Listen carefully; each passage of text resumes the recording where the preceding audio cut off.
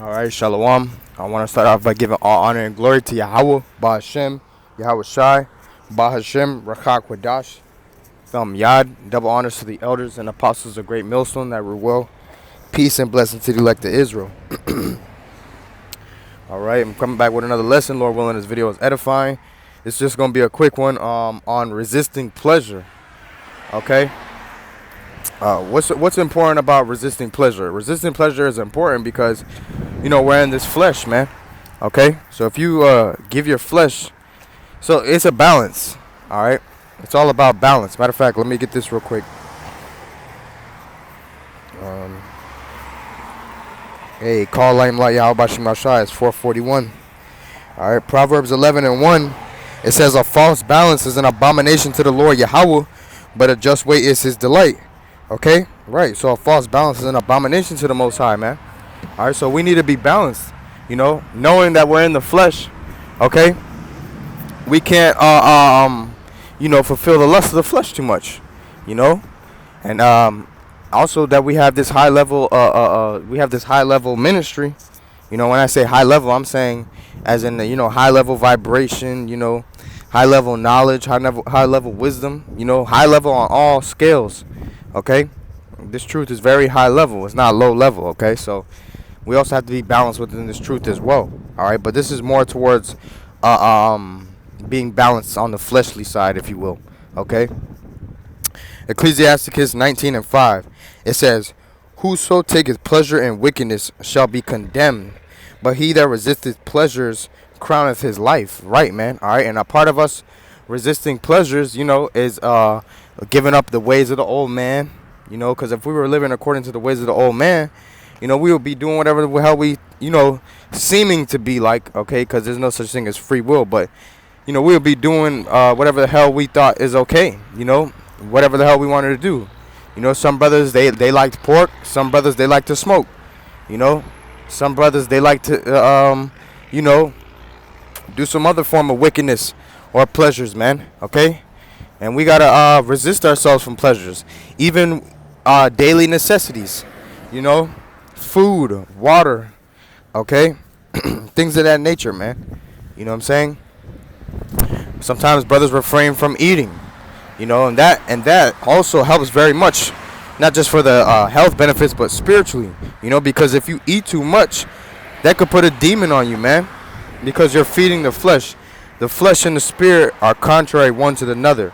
So when you deprive one from the other, if you lack in one area, okay, your body will be offset. That's why you have to have a perfect balance. Okay, let me get this real quick.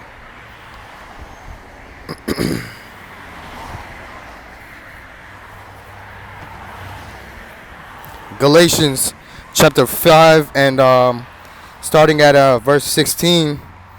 Okay, it says, "This I say then, walk in the spirit, and ye shall not fulfill the lust of the flesh." Right? If we're always being spiritual, we're not gonna fulfill the lust of the flesh, man.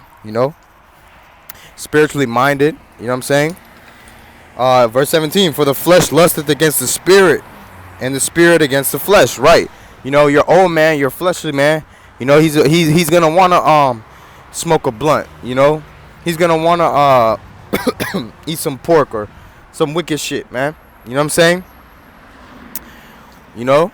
But that's just a few examples, man. Everybody's different. Anyways, it says, "For the flesh lusteth against the spirit, and the spirit against the flesh, and these are contrary the one to the other, so that ye cannot do the things that ye would." Right? We can't do the things that we would do back when we were living our lives throughout the old man. Okay, but now that we are in Yahweh Shai, Scripture say, any man, any man being Mashiach, he's a new creature. Salakia. Okay, so we're new creatures, man. We're new creatures in Yahweh Bashim Shai. Okay. James 1:12. "Blessed is the man that endureth temptation, for when he is tried, he shall receive the crown of life, which the Lord hath promised to them that love him. Let no man say when he is tempted, I am tempted of God. For the Most High cannot be tempted with evil, neither tempteth he any man. But every man is tempted when he is drawn away of his own lust and enticed. Right, man? Okay? They said it right there in the first James 1 and 12. Blessed is the man that endureth temptation, you know. And what did the Lord say? My son, in Sirach chapter 2, you can really start from verse 1 down to verse 5. You know, he said, if you're going to come serve the Lord, prepare yourself for temptation, man. You know? So, we are going to get tried. We are going to get tested. You know, these demons, they're going to try to hop on us. They're going to try to hop on other people around us to knock us off that tightrope, knock us off that course, man. Okay? But we got to stay upon our course. We got to go through that straight and narrow gate, you know. And the Lord, and you know, the scriptures say that the Lord, he won't give us a burden that we can't bear, you know. He won't give us something above our measure that we can't bear, you know. And that in our temptations, it's not anything uncommon to man, you know. So there's other brothers who are going through what you're going through too, you know. So the Lord, he's so awesome and he's so great that he also gives us Akim that are going down this same walk as us, man, you know. Because hey, like they say, misery loves company. But hey, when you are suffering, you know, it's nice to have someone right there, you know, battling out with you. You know what I'm saying? It helps build bonds, you know. It makes the burden feel a little relieved. You know what I'm saying? So hey, call like him like y'all Bashmal Shah. 1 Peter 2 and 11. Dearly beloved, I beseech you as strangers and pilgrims, abstain from fleshly lust, which war against the soul. And that's plain and simple, man. I love that scripture right there, man, because this is a battle, you know. What does scripture say? Thou therefore endure all things as a good soldier of Yahushua Mashiach. You know, no man that warreth entangleth himself with the affairs of this life. You know what I'm saying? So hey, if you're gonna entangle yourself with the affairs of this life, you can't be a good soldier of Yahushua Mashiach. And a part of entangling yourself with the affairs of this life is not abstaining from fleshly lust. Now, if lust can lust can be intangible and lust can be tangible, you know. Fleshly lust with food, smoking weed, doing some type of drugs or whatever. Or it could even be you wanting to you know, build up your own empire in Babylon, if you will, man. You know, that's like the scriptures say, love not the world nor the things therein. For the love of the world is not of the Father, man. You know? And if you love the world, you don't have the love of the Father in you. You know, and the pride of this world is the lust of the flesh, you know, the lust of the eyes. I'm really you know, paraphrasing hard right now. So let me get it real quick.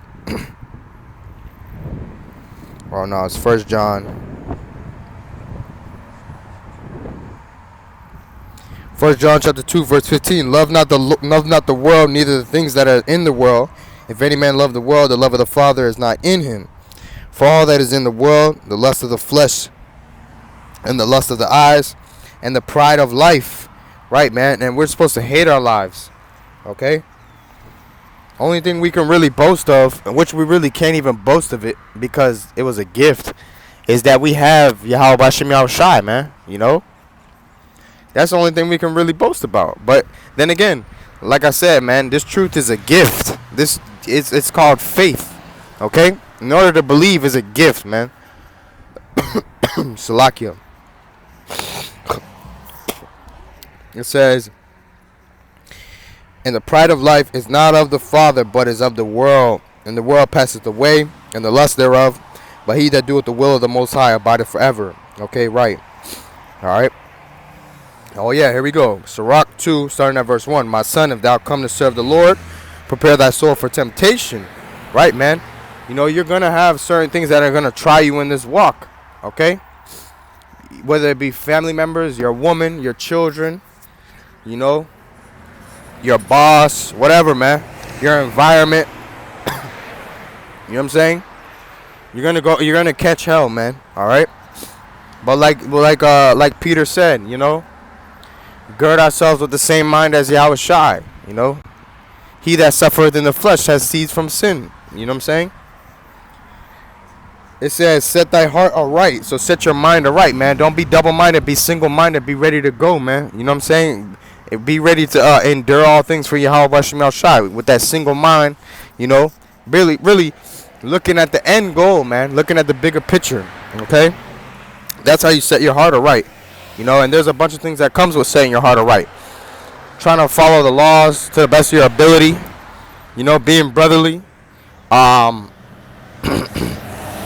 Having charity among each other, giving alms. You know what I'm saying? Growing in grace. And a part of growing in grace is learning the knowledge. Not being slothful. And I'm going to keep reading. It says, set thy heart aright and constantly endure and make not haste in the time of trouble. Cleave unto him and depart not away that thou mayest be increased at that last end. Whatsoever is brought upon thee, take cheerfully and be patient when thou art changed to a low estate. And how do you cleave unto the Lord? Sirach 25 or Ecclesiastes 25 tells you that faith is the beginning of cleaving unto him. Okay? It says, for gold is tried in the fire and acceptable men in the furnace of adversity. There you go, man. Alright, so we're going to get tried in this thing. And that ultimate test is the hour of temptation, which is when that chip is ushered and when martial law breaks forth, and all hell breaks loose, man. Okay? You're not gonna, sometimes you might not even be able to call on a brother in that day, man. You don't know where the Most High might have you in the times of Jacob's trouble. You could literally be by yourself the whole Jacob's trouble, man. Just you and Yahweh Shem Shai. But at the end of the day, cleave unto the Lord, man. Alright, and it's Sirach 25 or Ecclesiastes 25. It tells you faith is the beginning of cleaving unto him.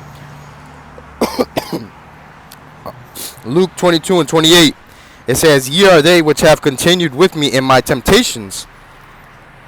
And I appoint unto you a kingdom as my Father hath appointed unto me, that they may eat and drink at my table in my kingdom and sit on thrones judging the 12 tribes of Israel. Yes, man. Okay, now let's go into that a little deeper with this. 2 Ezra 7 and 6. It says, there's also another thing. A city is builded and is set upon a broad field and is full of all good things. That's talking about the kingdom of heaven. The entrance thereof is narrow and is set in a dangerous place to fall, like as if there were a fire on the right hand and on the left a deep water. Right, those trials and tribulations, It says, and only one path between them both, even between the fire and the water, so small that there could but one man go there at once. That's that straight and narrow gate, okay, that we have to go through in order to remain in this truth and ultimately to be saved if it be the Most High's will. Verse 8, verse 9. If this city now were given unto a man for an inheritance, if he never shall pass the dangers set before it, how shall he receive this inheritance? And I said, it is so, Lord. So hey, if we don't ever go through them trials and tribulations, we don't go through that straight and narrow gate, how do we get into the city, man? How do we get into the kingdom of heaven?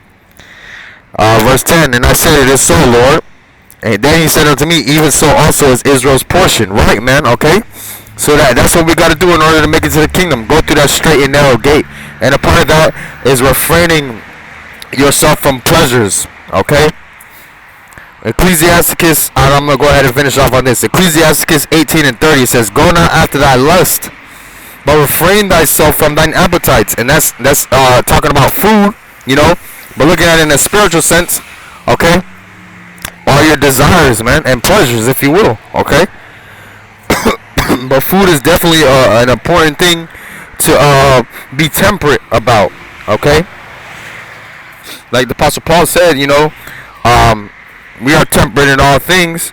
They are temperate for an incorruptible crown, but we are temperate. Slakia, they are temperate for a corruptible crown, but we are temperate for an incorruptible crown, okay?